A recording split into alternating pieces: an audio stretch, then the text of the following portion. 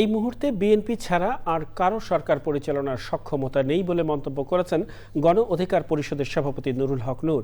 গুলশানে বিএনপি চেয়ারপারসনের কার্যালয়ে ভারপ্রাপ্ত চেয়ারম্যান তারেক রহমানের সঙ্গে মতবিনিময় সভা শেষে একথা বলেন তিনি। দেশের গণতান্ত্রিক যাত্রাকে এগিয়ে নিতে তারেক রহমানের সামনে বড় সুযোগ এসেছে। বিভিন্ন স্থানে ছাড় দেয়া শরিক দলের আসনে বিদ্রোহী ও স্বতন্ত্র প্রার্থীদের বহিষ্কার না করে আলাপ আলোচনার মাধ্যমে প্রার্থিতা প্রত্যাহারে তারেক রহমানের সহযোগিতা চেয়েছেন তিনি। আক্তার হোসেনের রিপোর্ট। রাজধানীর গুলশানে বিএনপি চেয়ারপারসনের কার্যালয়ে দিনভর ব্যস্ত সময় পার করছেন ভারপ্রাপ্ত চেয়ারম্যান তারেক রহমান। বুধবার বিকেলে তারেক রহমানের সঙ্গে দেখা করে নিজ নিজ আসনের সার্বিক পরিস্থিতি নিয়ে কথা বলেন গণ অধিকার পরিষদের সভাপতি নুরুল হক নূর ও সাবেক সাধারণ সম্পাদক এবং বর্তমানে ঝিনাইদহ ৪ আসনে বিএনপির প্রার্থী রাশেদ খান। আলোচনার মাধ্যমে বিএনপির স্বতন্ত্র ও বিদ্রোহী প্রার্থীদের মনোনয়নপত্র প্রত্যাহার করানোর পরামর্শ দেন তারা।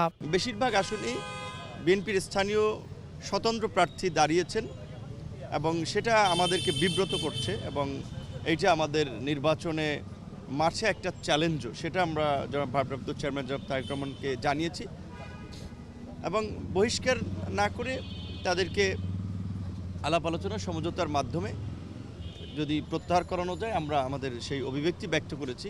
যেহেতু তারা দীর্ঘ সময় আন্দোলন সংগ্রাম করেছে, তাদেরও ত্যাগ রয়েছে, সেই ত্যাগের প্রতি আমারও শ্রদ্ধা রয়েছে। আমি আশাবাদী জনাব তারেক রহমানের সিদ্ধান্ত মেনে ঝিনাইদহ ৪ আসনে যারা রয়েছেন সবাই আমার সাথে কাজ করবে। এর আগে তারেক রহমানের সঙ্গে বৈঠক করেন ঢাকায় নিযুক্ত চীনা রাষ্ট্রদূত ইয়াও ওয়েন। বৈঠক শেষে বিএনপির যুগ্ম মহাসচিব হুমায়ুন কবির জানান, বাংলাদেশের উন্নয়নে পরবর্তী সরকারের সঙ্গেও সহযোগিতা অব্যাহত রাখবে চীন।